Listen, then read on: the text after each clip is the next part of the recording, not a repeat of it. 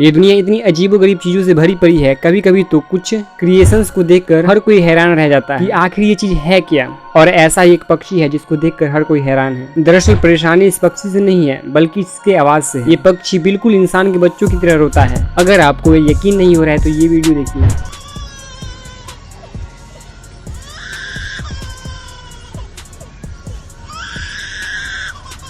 ये video Sydney के तारोंगा जू का है और इसमें आप देख सकते हैं कि ये पक्षी काफी हद तक बच्चे के रोने की जैसी आवाज निकाल रहा है। और इस पक्षी का नाम है लायर बर्ड। ये पक्षी बिल्कुल इंसान के बच्चों की तरह रोता है और उस जू के लोगों का कहना है कि लायर बर्ड किसी भी आवाज को पहचानने में माहिर होता है और उसकी काफी हद तक कॉपी कर लेता है।